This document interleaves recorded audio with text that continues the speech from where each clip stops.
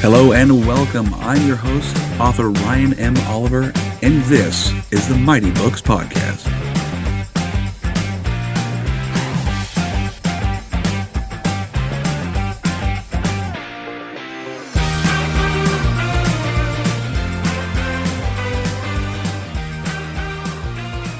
Welcome everyone back to the show, the Mighty Books Podcast. Today with me, I have Linda Ambrose Broenniman. Linda, how are you today?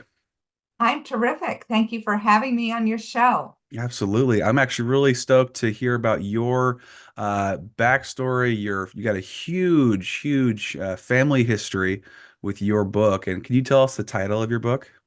Yes, it's the Pulitzer Saga. The Pulitzer Saga. I was wondering if it was Pulitzer or Pulitzer. I'm like Pulitzer. Pulitzer. Well, it's like Joseph Pulitzer, except with an O instead of a U. Okay, I was wondering And there's a about that. story about that too. Is there? Okay. Yes, Okay. I'm hoping you'll go into that too. yeah. My ancestors and Joseph Pulitzer's family are all from the same town. Oh. It's the town of Politz that isn't today in the Czech Republic. Oh, okay. But at that time, it was the Austro-Hungarian Empire. And, Jews didn't have last names. And Really? in 1780s, because of certain laws that were passed, they had to take names. And usually administrators gave them their name. And so they were named after the town of Politz. Really? I did not know that. That's very interesting. I've been told from several different sources, and whether they're true or not, I haven't dug down that rabbit hole, but many last names came about. I've heard from ranging from, during your occupation, where you're from, the land you managed, the person you belonged to, or, were the father of, son of, like Johnson, Jackson, and various things like that. And I've even heard something about, and you might know more about this than I, but people who have, after the Black Death, after the Great Plague there, people were apparently starting to venture out for work. And because they were venturing out, there's more people traveling further. They needed to be able to identify them via a second name, a surname. Right. Yeah. Well, yeah. What happened was in the Austro-Hungarian Empire, for example, the relative that we went back the furthest with was named Isaac, and he was known as Isaac, son of Moses. And then because of tax control, they wanted to tax Jews. So that's why they wanted them to have back names so they could track them. And that's why he was given the name Pulitzer and from the town of Politz. But just as you said, some people were named, if they were wealthy, they were Goldsmith, or if they looked, ruddy, they were, got a name about their looks. It was all over the place how they got their names. Yeah, it's very interesting. The surname background is crazy. But when I hear talk about surname necessarily, I mean, that's probably part of yours a little bit. But I'd love to know about, can you kind of go into what the Pulitzer Saga is about, and then the inspiration behind how you started writing it? Because it's very interesting. Yeah, sure. Let me give you a little bit of background first. Love it. So I grew up in Buffalo, New York. I, thought I knew who I was. I was the American-born daughter of Catholic Hungarian parents. We were raised Catholic. And we had a great childhood. I'm one of 7, so I'm right in the middle. Always the troublemaker. Middle child syndrome. Yes, exactly. So when I was about 27, my older sister, by accident, found out that we were Jewish. My father was Jewish. So I confronted my mother, and she said, yes, your father's Jewish. But we still didn't talk about it. There was this web of secrecy, and they didn't talk about their backgrounds at all. Whenever we tried to ask questions, it was like, no, we don't talk about that. So, I just went on when I was 27 and I was busy. I was in graduate school and trying to figure out my career. And I found that out, but I didn't do anything about it. But then there were like bits and pieces that came out. There was, I went to Budapest with my parents first in 1984, but then in 1990. And by that time I knew. And so I, peppered my mother with questions, which she answered. I found out later she didn't tell the whole truth, which was interesting. Mm-hmm. And then what happened in 2006? And back in 1990, my mother sort of said, I remember sort of off the cuff, she said, well, I hid some people.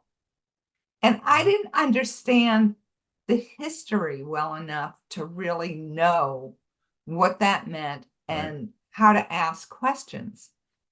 And then in 2006, my mother, all of a sudden, we get this invitation from the Israeli consulate in New York that my mother was going to be honored as righteous among the nations.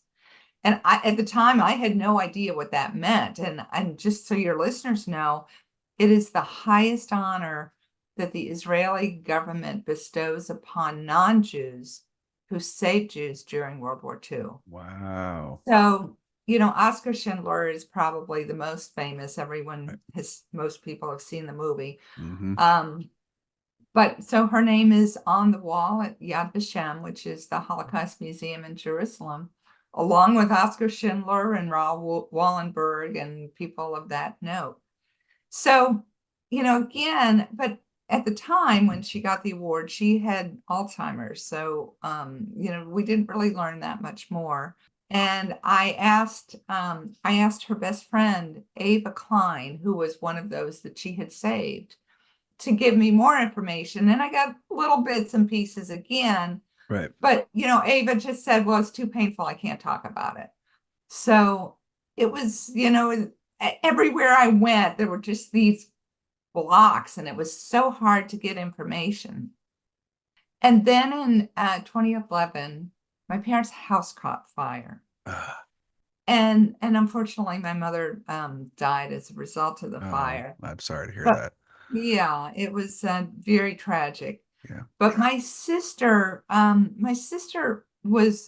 lived in Buffalo, was just trying to pull out everything because, everything that hadn't been burned, then there was the water damage, right, from the fire trucks and so on. So she was just pulling out a lot of stuff and didn't even realize that she had pulled out this box.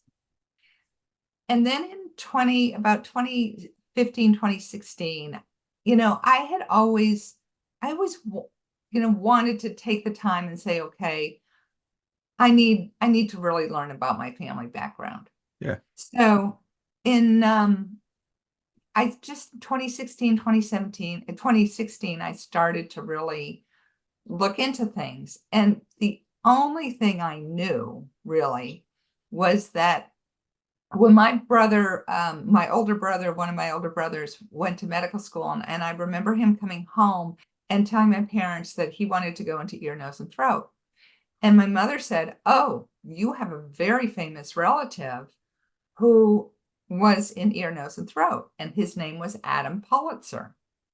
So that's the only name I knew. So I started to Google Adam Pulitzer, and he, to this day, if you ask any ear, nose, and throat surgeon, they recognize his name. He's considered the father of otology. Whoa. And he had, he's got a Wikipedia page.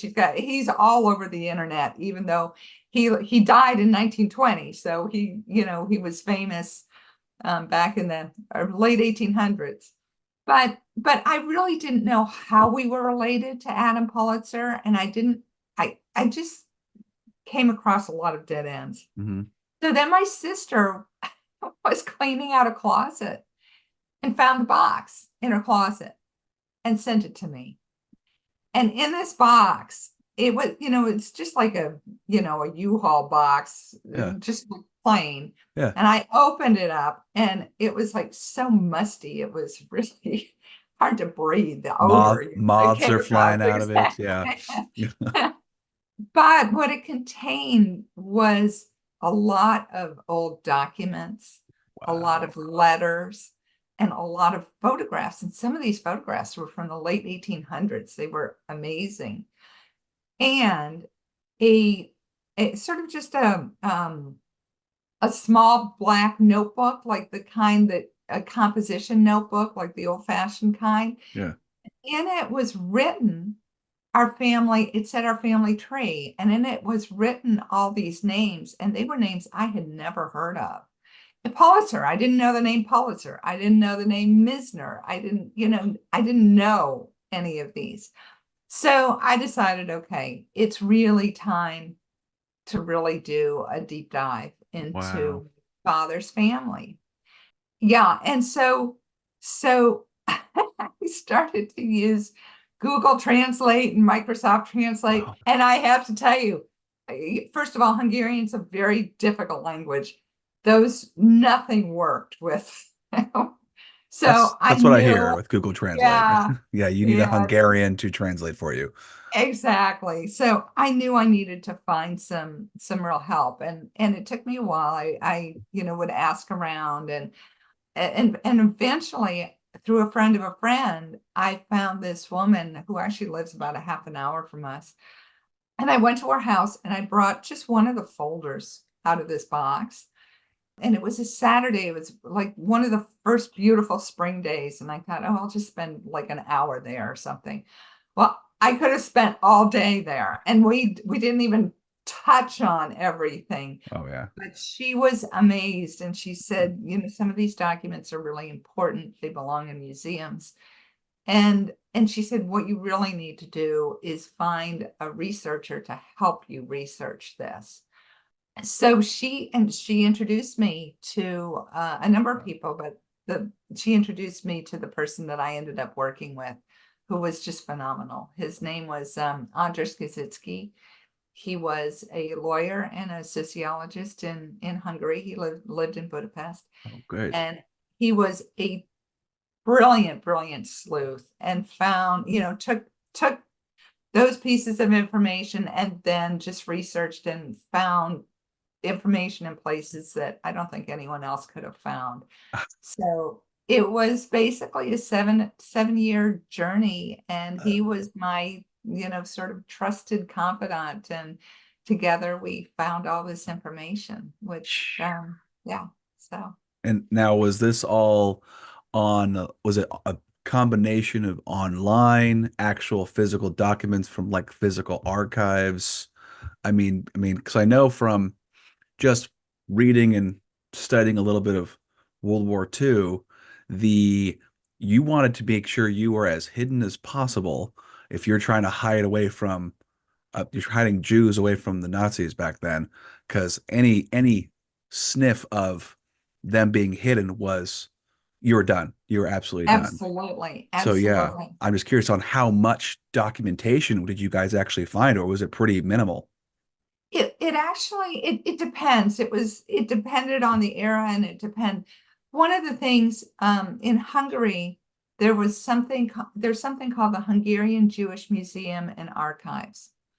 And they had hidden a lot of the old archives. Oh, cool. So the museum is actually connected with the Dohane Synagogue, which is one of the largest synagogues in the world.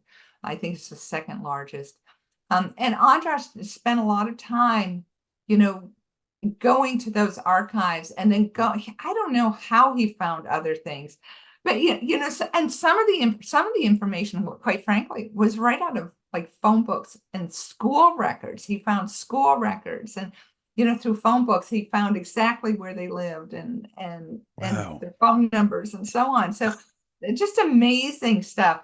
And a lot of it had been online too. So for example, when I first started working with him, he said, I looked up my great grandfather, whose name was Ignaz Misner.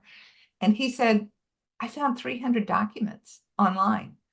So my great grandfather, Ignaz Misner, it was amazing. He had basically been orphaned in the cholera epidemic of 1856. I'm forgetting the exact date, but it Uh, was back yeah, then. it's okay. And so he grew up in poverty, and he worked at a very young age to support his siblings. Wow. But then he went to school, And again, this was the Austro-Hungarian Empire. He got a scholarship to a school. He ended up in Budapest, and he became one of the founders of the Budapest Bar. So he was a big time lawyer. And in the 30s, he was celebrated as one of those founders. So there was articles that he'd written, he had interviews, all of this stuff that Andras found because he had been celebrated as a lawyer. The devastating thing is that this letter, one of the letters that was in the box, was a letter that he had written when he was 99 to Governor Horthy, who was the head of Hungary at the time, asking to lift the restrictions of the anti-Jewish laws, because essentially he lost his farm, he lost his home in Pest, and he lost his villa in Buda. So he lost everything, and they had to move. The family had a huge apartment house in Pest on one of the grand boulevards, but the apartment house was inhabited by only family members. So it wasn't a true apartment house, it was their home, but to many apartments. And the entire family who was left, because many had to go to labor camp, and several were taken, but the entire family had to move, had 5 days to move from this humongous home into one room, into a yellow star house. And the yellow star houses were unique to Budapest. They were houses that were marked with a yellow star, and they were essentially for, got people ready for deportation. But instead of a ghetto, they took these houses over and turned them into yellow star houses. But I mean, it was horrific because they mostly women and children and the elderly were there, and they were constantly harassed by the Nazis. But at any rate, just to finish Ignaz Misner's story, at 99, he ended up dying of starvation in the ghetto. Oh man, yeah. Here was this man who was celebrated and had become, one of the founders of the Budapest Bar, and helped put in all those laws, when Hungary became independent, and then he dies of starvation. So I still don't understand it, and I've read quite a bit on the topic. I mean, here and there, it just doesn't. The persecution of the Jews, like, it just doesn't make sense to me at all. Like, I'm like, why? I get the whole, okay, scapegoating, blaming someone for having prosperity, because I mean, the Jews have historically been very successful in various labors and industries, very intelligent, good with money, the whole 9 yards. We have a lot of evidence to base that around. And from the studying I've done from Germany, it's just like, basically, you see these guys, they're prosperous. We're not. It's their fault. Like that. Yes. The mental gymnastics you have to do to get there, it just seems bizarre to me. Like there's no relation. There's just no relation. They're just hardworking, and they're trial and error. They're working their best to make a best life, despite the awful environment that they're living in. I mean, post World War I Germany was not a great place to be. No. And then it just got considerably worse as the economy tanked harder and harder, and the harsher political insanity ensued. And Hitler took over. But it's across not just Germany, but it's across the world. Yeah, exactly. It doesn't make sense to me. It doesn't make sense to me. But anyway, but I'm really impressed with the level of, it's just partly lucky that you found all these little breadcrumbs, and then all of a sudden this treasure trove of information comes your way. Yes. And then getting connected to, what was his name again? Your researcher? Andras Kaczynski. Okay, I will. Andras Kaczynski. Okay. Yeah. I don't want to be the one to try to spell that. I would fail every single time. Every single time. Are you Yeah. still in contact with him then? Well, unfortunately, he died. He had Oh, been struggling with colon cancer oh, for poor guy. 12 years, and he died a couple years ago. And Oh, I okay. dedicated the book to him. So, Absolutely. Well, I but mean, I'm still in touch with his widow and his son. He's got a remarkable son. oh, cool. So, yeah, so Yeah. it's been wonderful. Well, that's fitting because I mean your book is about family, so going Yeah. on future wise, taking touch with other family members or families, amazing. He Yeah. probably became essentially family during that Yes, process. he certainly did. Yeah, yeah. I accused him once of becoming a Pulitzer, being a Pulitzer in a previous life. He was he was Well, amazing. that's really cool. So it's a saga. So is it a one book, two books? Is it But just it's one book, but the reason it's a saga is because it basically covers 8 generations of okay? the Whew. family. Is that So yeah, all? Only eight. yeah. That's a long time. What year to Yeah. what year do you have that? 1700s, really to present day.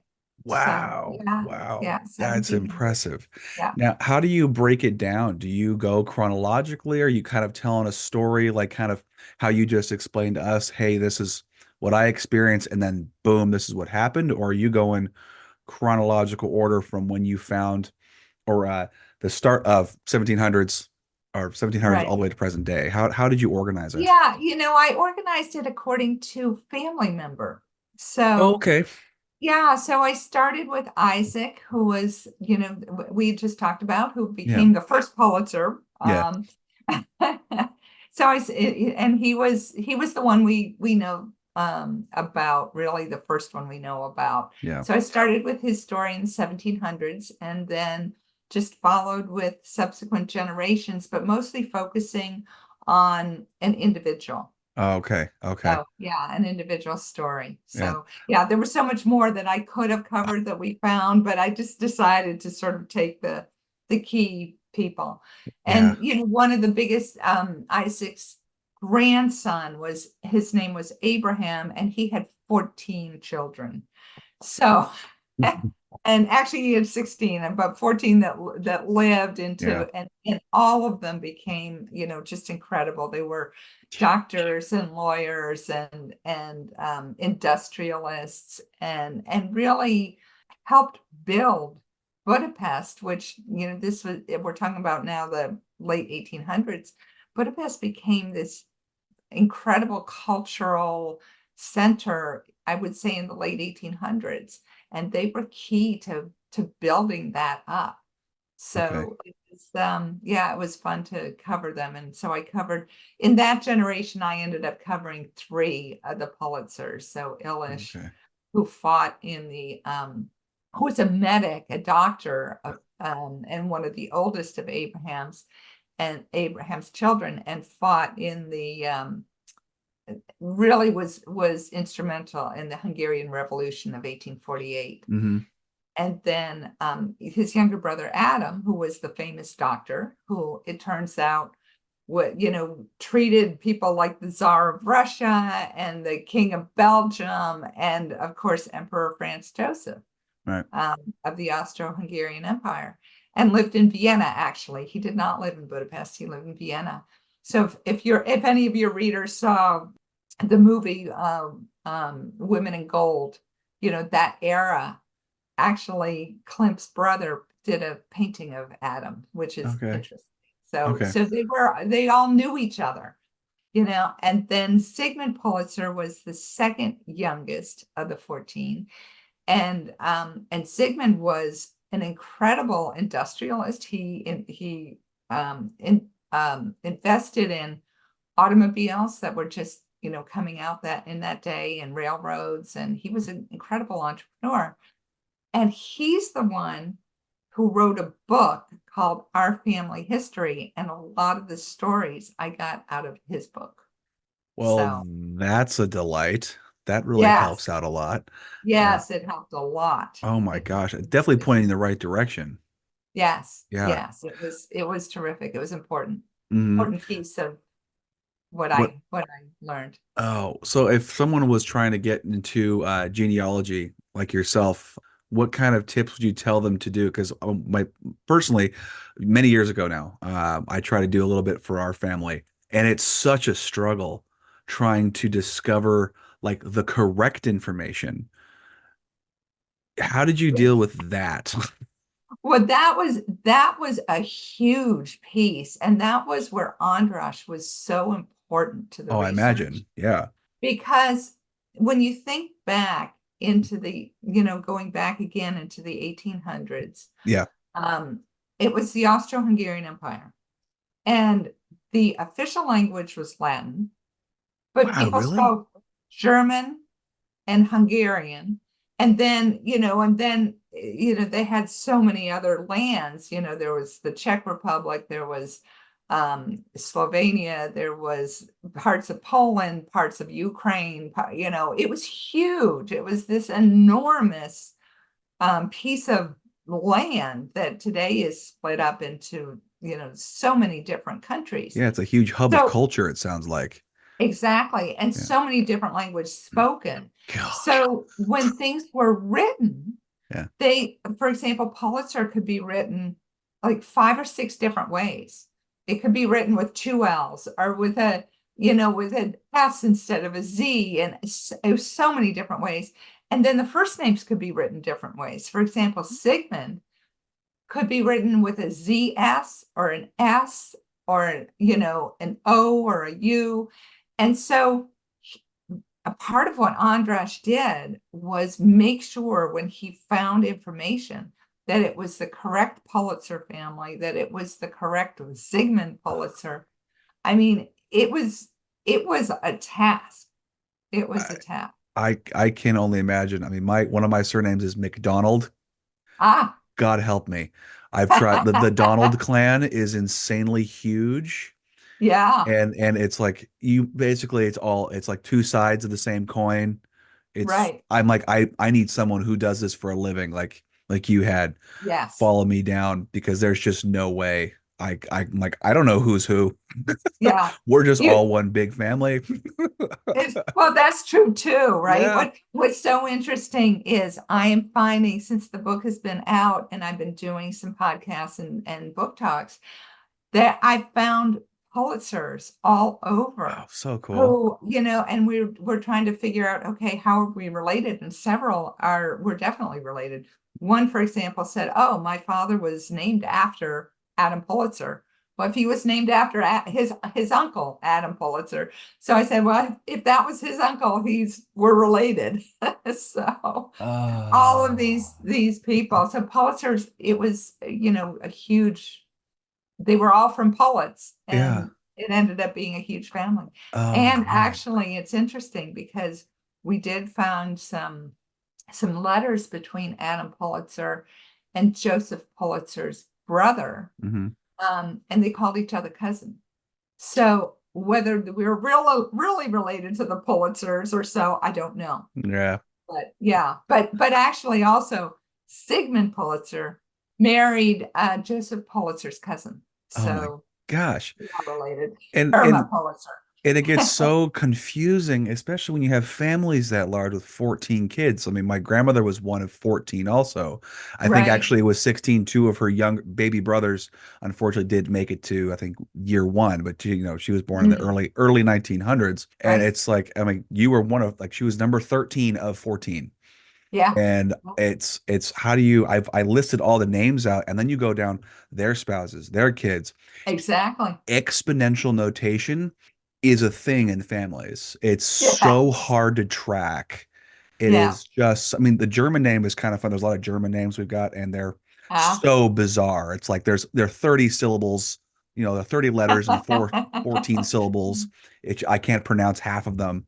And Yeah. that helps a little bit.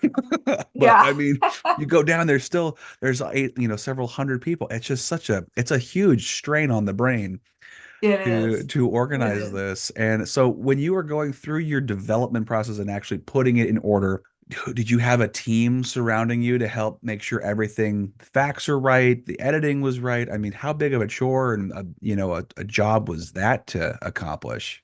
Well, a lot of it, Andras had been so careful about making sure that everything was correct. Yeah. But then afterwards, so there was a couple things that happened. Let me go back a little bit. Yeah. When he was doing a lot of the research and he was working a lot at the Hungarian Jewish Museum and Archives, at that time, they had also raised money to renovate the Rombach Synagogue in Budapest. So it's a beautiful synagogue. Really, the architecture is stunning. And it had not been renovated since World War II. So they put a lot of money into renovating it, and it opened. And what they wanted was to have a permanent exhibit that would inspire others to find out about their families. Hmm. Because, after World War II, Hungary was basically governed by the communists. Hmm. The communists were just as anti-Semitic and so harsh as the Nazis. So many Hungarians really, if they survived, which there were very few who survived, Yeah. they still hid their family, their religion and their origins because the communists were just horrible. Hmm. So they wanted to inspire others to look into their roots. So they chose my family to be the basis of this exhibit. So Wow. basically the exhibit is made up of 10 films, and each of the films is based on a chapter in my book. But so through that process, we had to make sure that everything was really the truth, everything was solid. But then before I published, I sent it to a few people to make sure that everything was correct. Hmm. So yeah, Probably helped to, get a good flow going too, just to make sure everything made sense along the way. exactly. There's so many facts in there. I mean, for a brand new reader, everything you say on there is, I'm going to assume, is 100% true. You've Yes. done the research. I'm not going to know any Yeah, better. So yeah, someone like your researcher, yeah, they'll know the difference. yeah. But no, besides that, my goodness, when did your book come out? It actually came out just about a year ago in Oh, September. Yeah. well, happy anniversary to your book. Yes. Thank you. Thank you. Thanks. And what has been the feedback you've gotten from folks?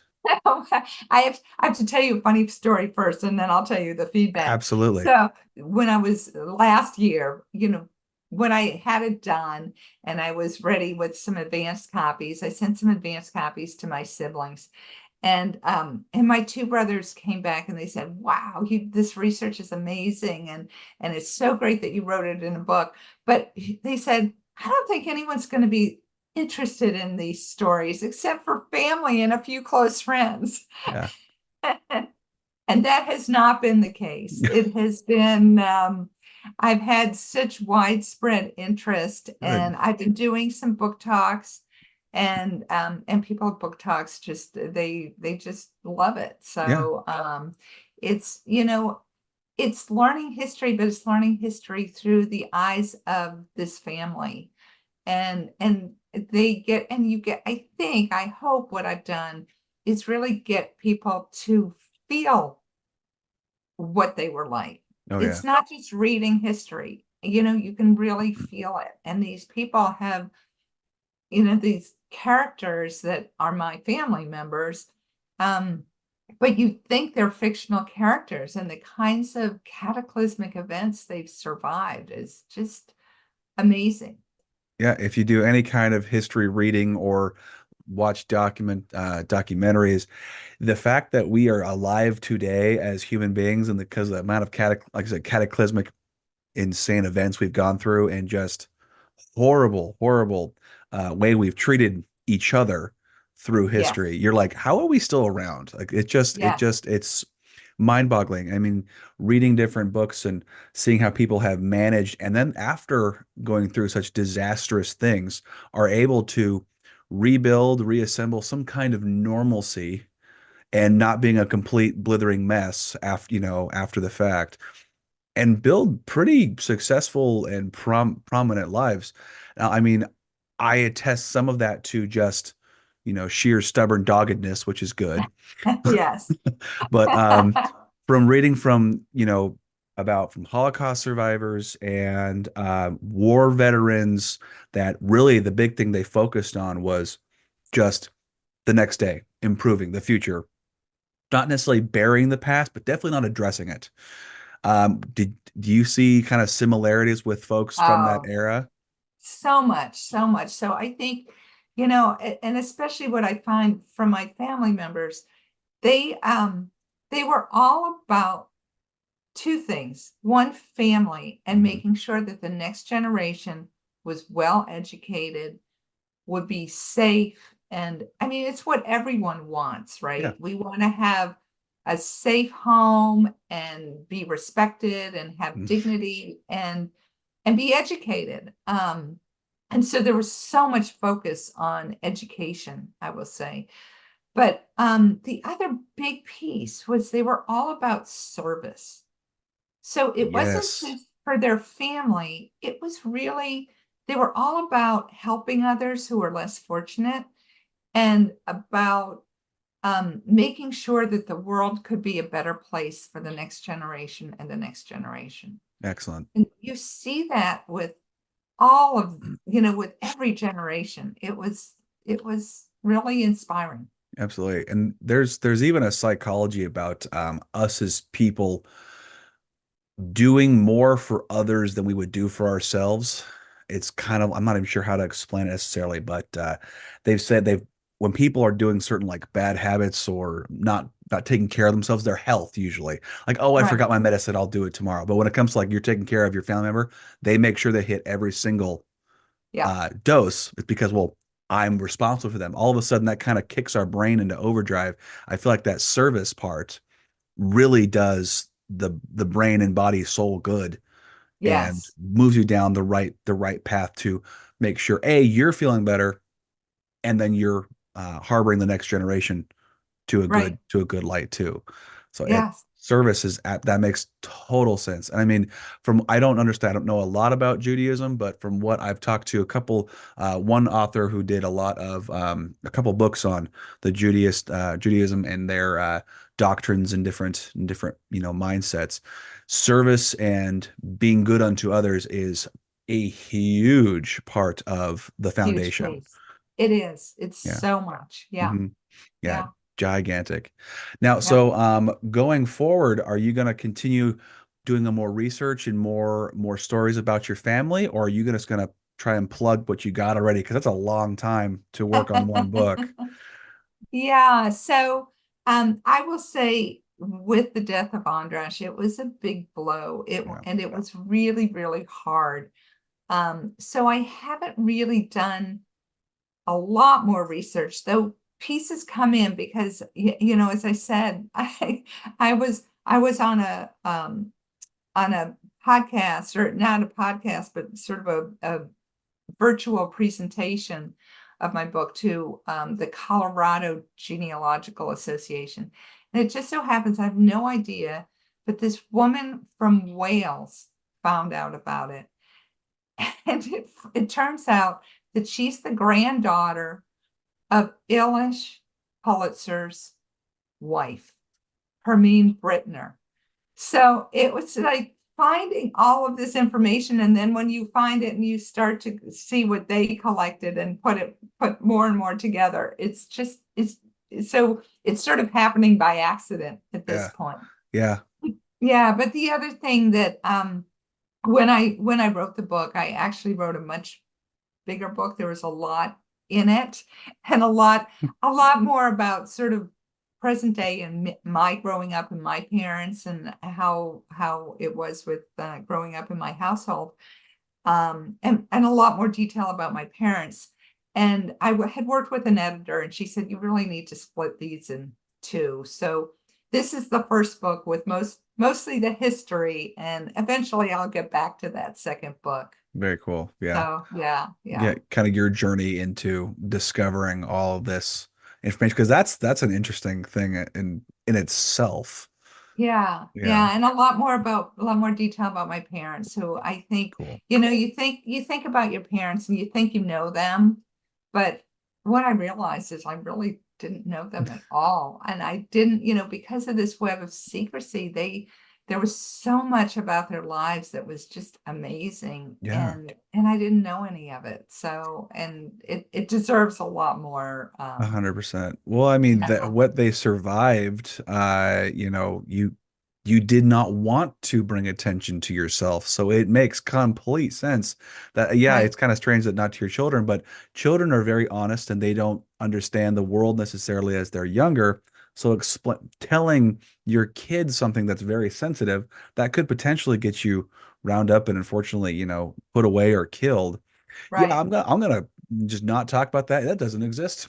We're gonna That's pretend right. that doesn't happen so everyone is Yeah. safe. That's the number one job for a parent is make sure their kids are safe.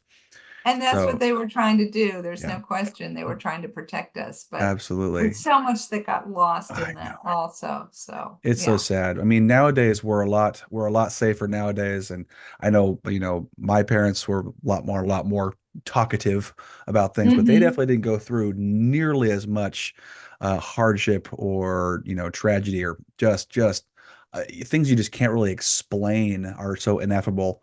It's just a different generation, just different time. It's a different time Yes, altogether. absolutely. Absolutely. But it's so impressive though. Now, did you get any details about how it was your mother's family or your mother who was hiding Jews from the Nazis? Yeah. So yeah, my mother, what happened, and my parents met when they were about 18. Okay. They went in medical school, actually. So Wow. there at the time, they didn't have the same system that you went to college and a medical school. You, right out of high school, you basically went to medical school. Wow. So my parents met in medical school. They were 18. And then in I guess 1944, so this was 1942, when they met. 1944 is when the war really came to Hungary. So Mm, Hungary stayed out of World War II for a very long time. And even though they were allied with the Germans, they tried to stay yeah. neutral. But in 1944, it was up. The Nazis came Yeah. in March of 44, and everything changed. So, anyway, my father's father, my grandfather, was taken into prison and ended up actually in Auschwitz and then in Dachau and Oh, died. wow. Oh, But he was taken in April, and then in May, my father had to go to Nazi labor camp, and he proposed to my mom the day before he left.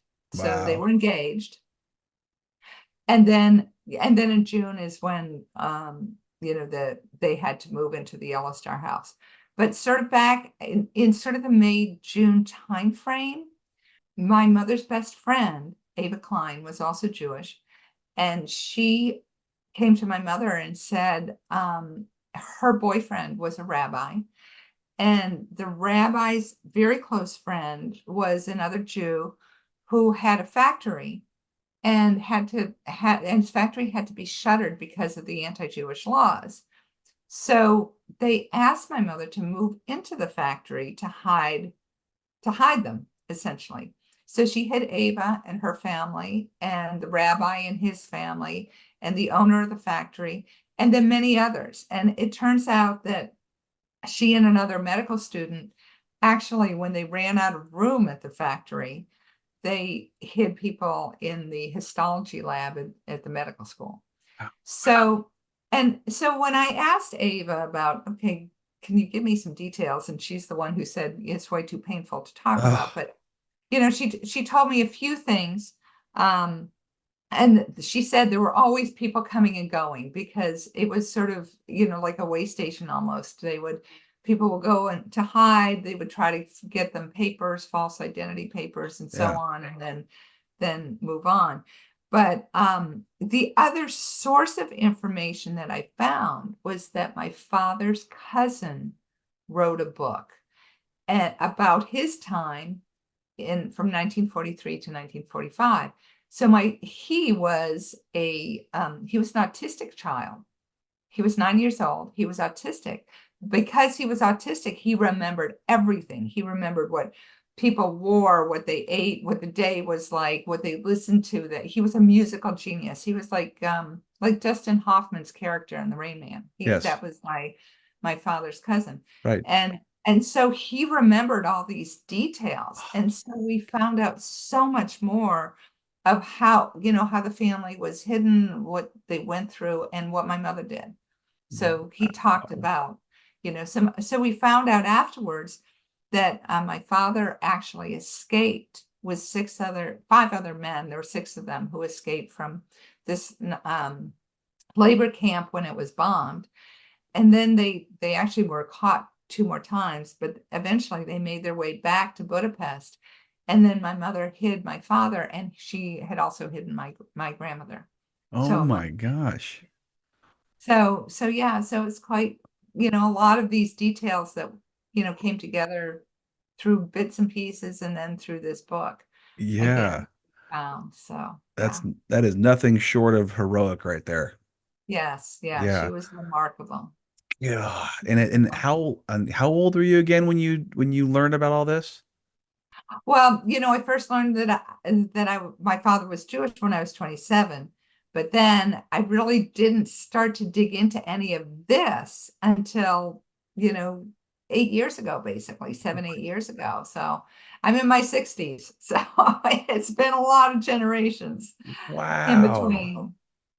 Yeah. Just to have that, I mean, just to keep that kind of mind-blowing, heroism a secret. And I mean the service saving so many people. Do you know how many people were No, were I oh, don't. I I imagine it's very don't. challenging to find the number if you could, because people were, like I said, coming and going. Right. Yeah. Oh, But it's as Andres said, to even save one person in that kind of environment when people were hunted down, yeah, it was just you really risk your life to do anything for Jews or anybody. So absolutely. it was yeah, I don't think we can even fathom the living in those kinds of circumstances. It's No, unbelievable. no, it's mind-blowing just the thought of, dealing with bombings and people being carted away and then just mass hysteria, the war. I mean, there's so much going on. It's hard to imagine even going through your day to day to get a meal, let alone Yeah. doing Well, it anything was. else. And one of the things that I did learn is almost daily the arrow cross. So this factory was a complex. So there was the factory building, there was a big home, and then there was another smaller home. And it was surrounded by a fence. And apparently they had two dogs. So almost daily, the Air Cross would come and knock on their door to search the place. Because for one thing, just getting food for that many people was really tough. Right. So, my mother would go out and stand in these long lines and sometimes come home with nothing because there was a bombing and they had to, Evacuate or had to get out of the way and so on. But there was very little food anyway. But so at any rate, the Aerocross would come almost daily to search the place. And thank goodness for the dogs, because what happened with this gate, the dogs would bark like crazy. My mother and her mother would come out and they would go, she said they would go really, really slowly to open the gate. And then and allowing time for everyone to find their hiding places. So everyone had their hiding places. And then they would let the soldiers in and they would search the place. But there were so many, there were a couple instances that, like once the rabbi left his siddur on the table, and my mother had to grab it before they saw it. If they saw it, you know, you're done. they would all be done. They'd Yeah. all be done. They'd be all be done. Oh my So God. these kinds of things, can you imagine daylight getting searched and going through that terror, absolute terror? No, I mean there's a level where you'd probably get used to a little bit of it, but I mean just the no, just no, there's no way. I mean, unless you've gone through it, you can't understand the level of Yeah. anxiety and just like you said, sheer terror of Right. something. One thing has to go wrong. Right. That's it. One thing. A million Yep. other things have to go right for you to hide successfully, get them to safety, and then you not being discovered that you are aiding and abetting. Right. That's insane. Exactly. And yeah, they were pretty good at finding people, but I mean, I would love to know how many. Do you know a rough estimate of how many at one time? No, I really Oh don't. man. I know there were about probably about 20 at Okay. one time living there, but I mean, I think there were so many in and out. Yeah. Ava said herself, they kept, giving her papers. My mother would give her her own papers and find a family that she could safely go and be with. And then she kept coming back. So it was, in and out. Revolving door. Yeah, Yeah. revolving door.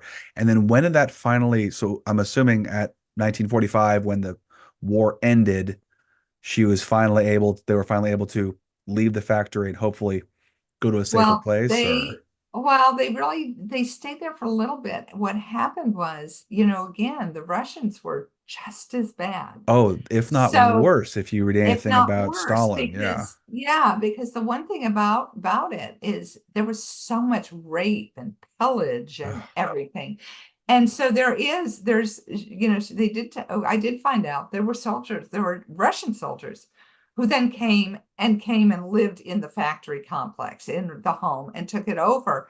But thank God they, for some reason, I think there was one who was a father himself and had kids at home. And so he sort of protected my mother, because there was an instance where she was being called by somebody else who clearly did not have good intentions, and Uh, this guy protected her.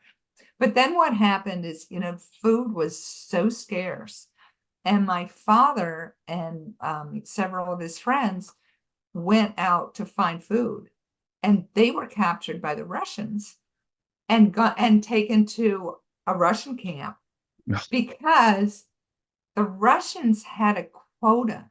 They had to capture so many Nazis, oh, okay. and they didn't have their quota filled. So they just grabbed my father and his friends and took him to camp. So my father, then he escaped from that camp.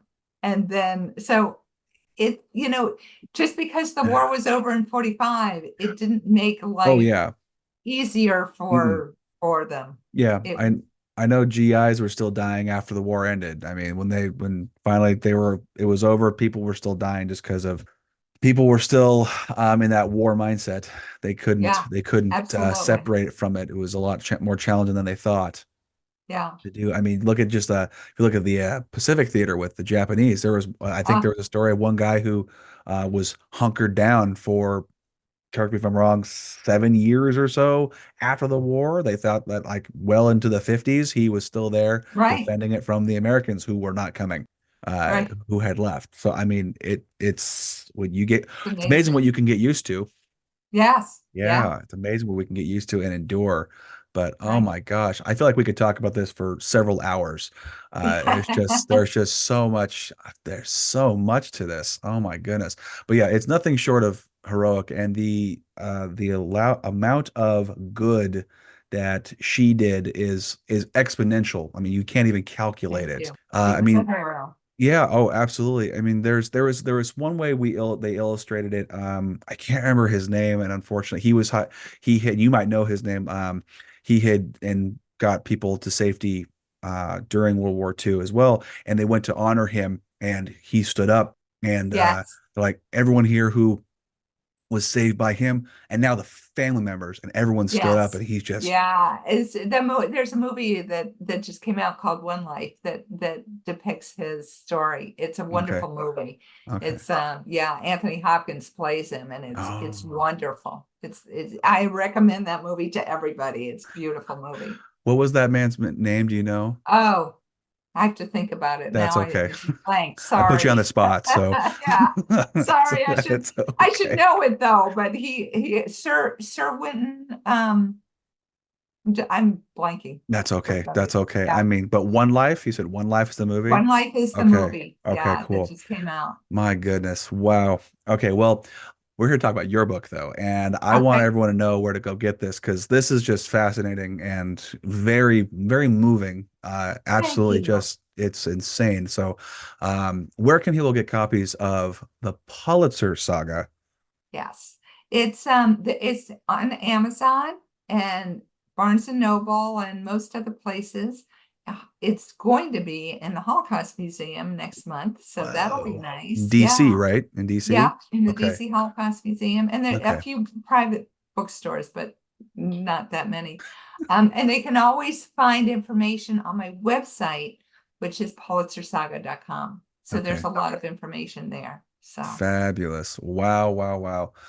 Well, great. Linda, this has been incredibly interesting and very impressive. I will say that plain and simple. You have a very impressive pedigree and family. Oh, thank you. Thank Yes, you. Well, it was so wonderful finding, and really I felt like writing this book was my connection to them. I was connecting with my ancestors. So absolutely. And now you it have was something tangible for a long, long time to yeah, pass down from family yeah. member to family member, and they can be proud of the family they've come from. So, Thank yeah. you. Yes, my And thank pleasure. you for having this conversation. It was such a Absolutely. joy to speak with you, and I really appreciate when people are interested Yeah. in our stories. You're So you're very welcome. And if for future state, future tense, if you ever want to come back and do another conversation, if you got more things you've discovered that are just, you burning to talk about, I would love to host you again.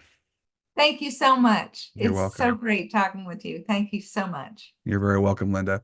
All right, guys, I really hoped you enjoy this. Please go out and support her. Check out the Pulitzer Saga by Linda Ambrose Broenniman. It is out now, all the places she mentioned. Like I said, go get some amazing history, family history that really depicts the insanity that people went through to make it out alive during World War II. I hope you guys really enjoy this. Have a great rest of your day. And as always, stay mighty and keep reading.